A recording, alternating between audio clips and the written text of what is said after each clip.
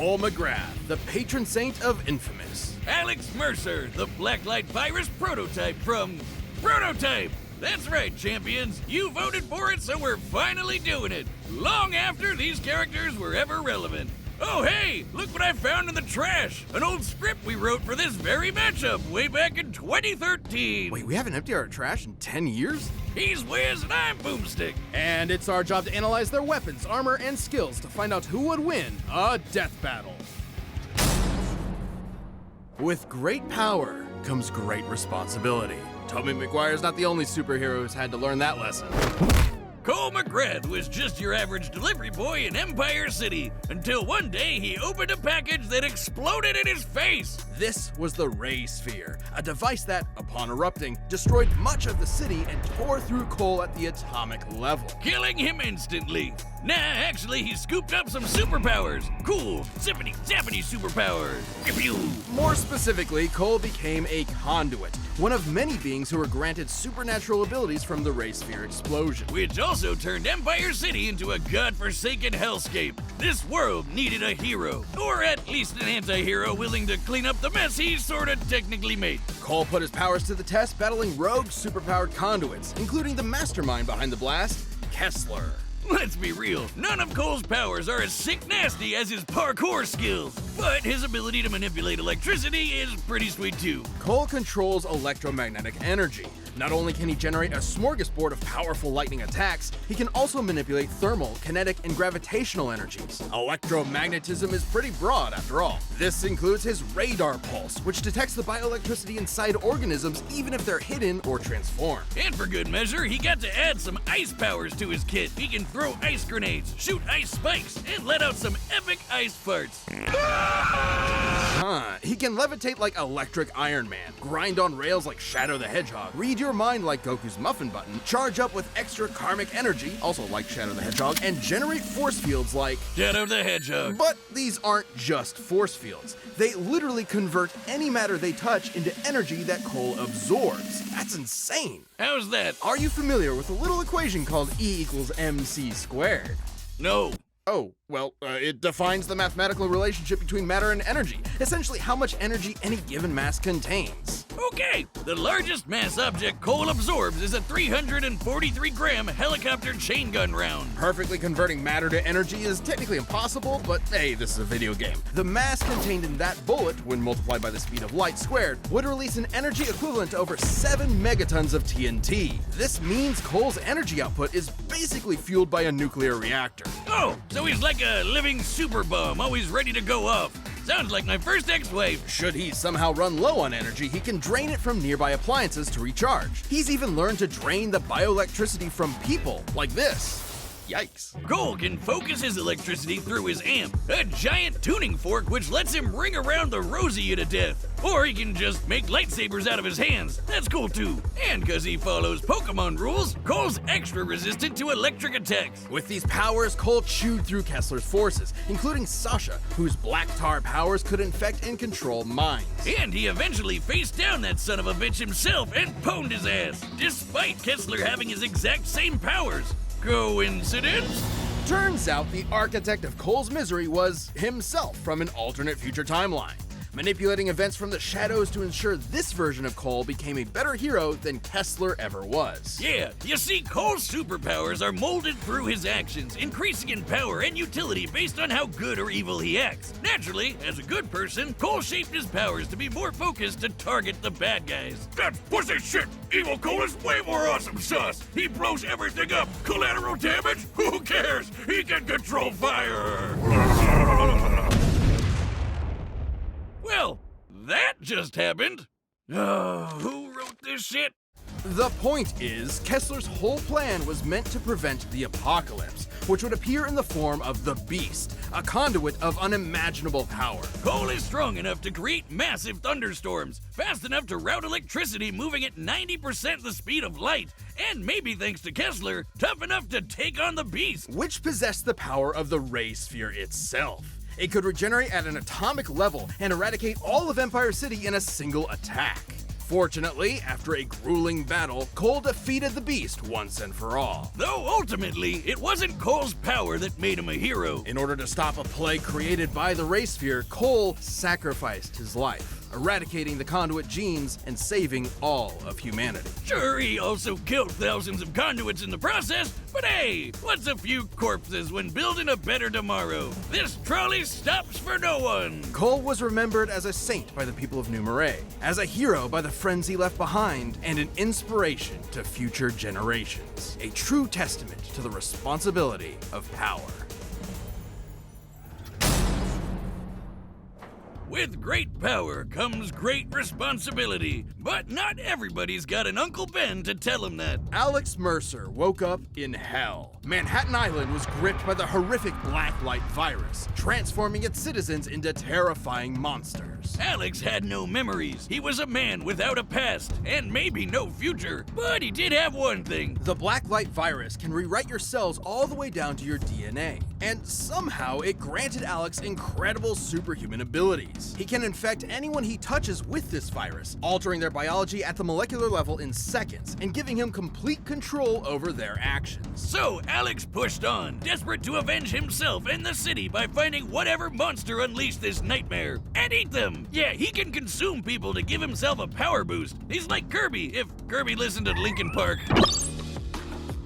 This extra biomass gives him superhuman strength, a greater metabolic rate, increased reaction times, and even a regenerative healing factor. Essentially, Alex is an ever-evolving super being, the ultimate being. Oh, like Shadow the Hedgehog! By consuming victims, Alex also receives all their memories and experiences, including Peter Randall, a 69-year-old man whose entire history Alex processed in just 11 seconds. Being able to condense that much information into that time frame means Alex can perceive events happening within 5 nanoseconds. Which is about how long I was married to my second ex-wife. Alex can shapeshift his body at will, creating disguises, increasing his muscle mass, and forming nearly unbreakable armor. And when he wants to kill someone, he can become his own weapon, turning his limbs into claws and blades, or generating countless tendrils that give him unmatched control over his environment. With these goopy powers, he came up with a bunch of Street Fighter moves, like the air dash, the cannonball, the bullet dive drop, and the Hunter Dirt Nap. Pretty sure that was my third ex-wife's boyfriend's stripper name. And after consuming enough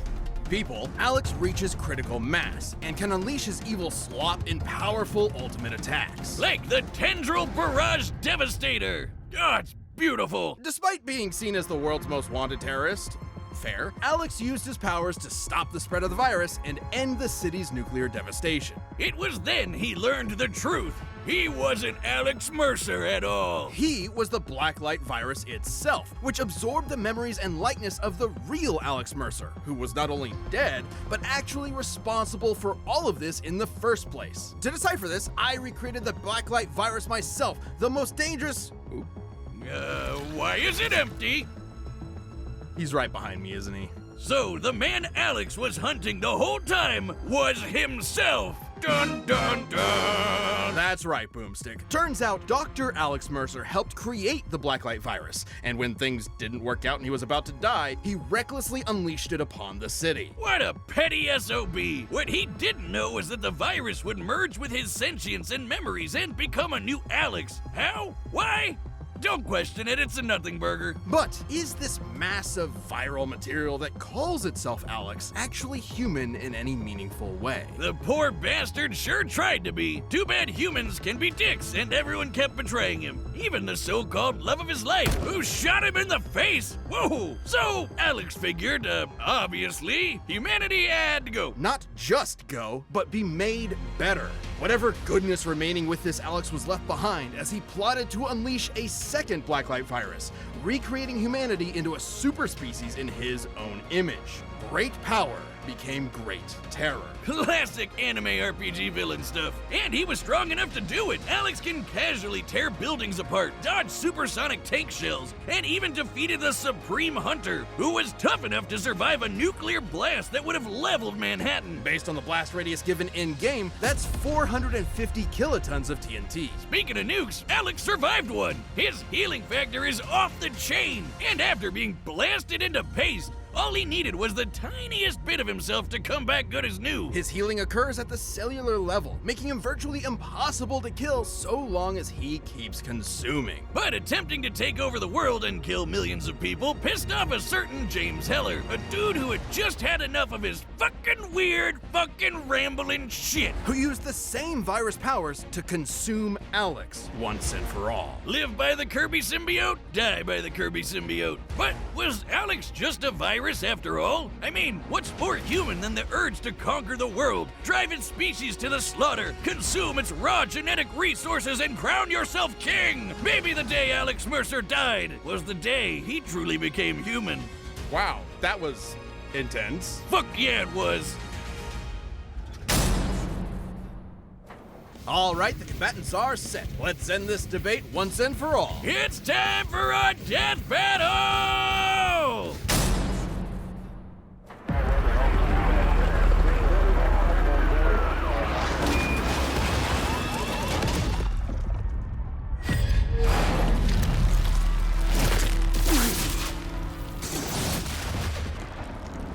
I think I've still got room for dessert. Buddy, you are one sick freak.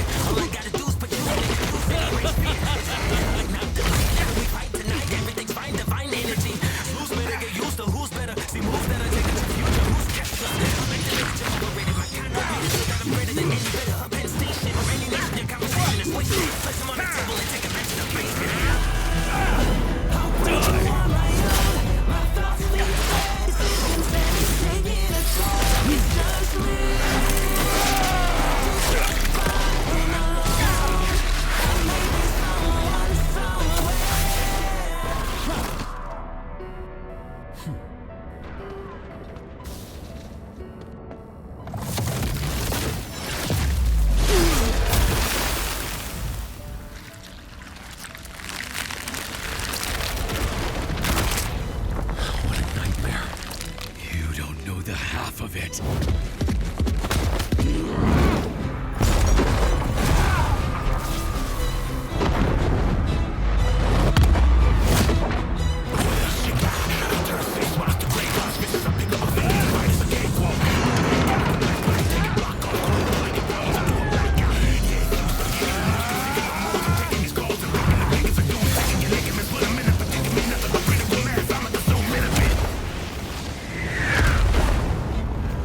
So much power, and yet you waste it on these vermin.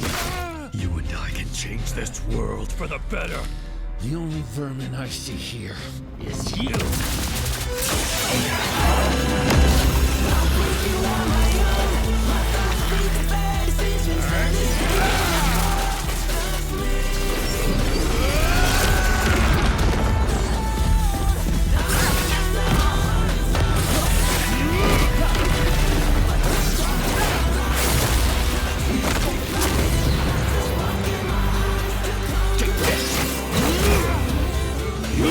To give me your power!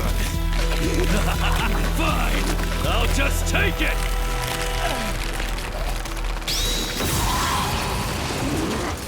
Good idea.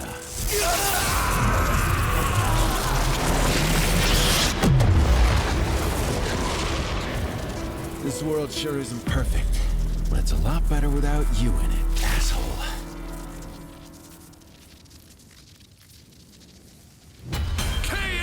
Oh, now I know where that script was in the trash. I had to hear someone say awesome sauce.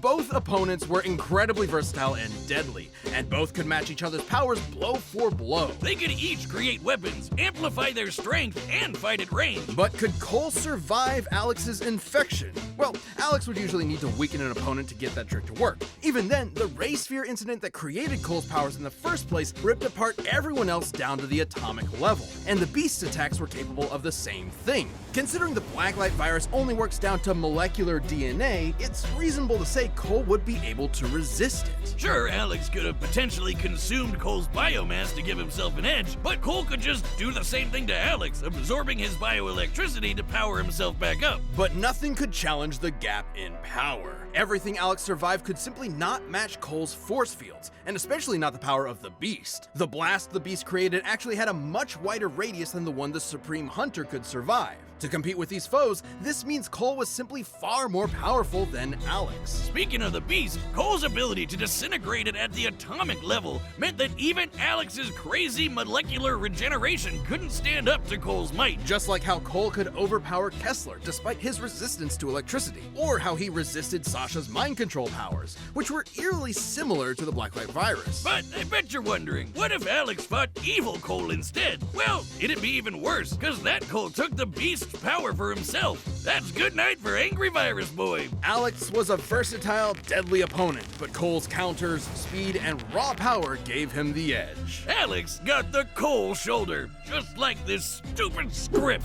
The winner is Cole McGrath.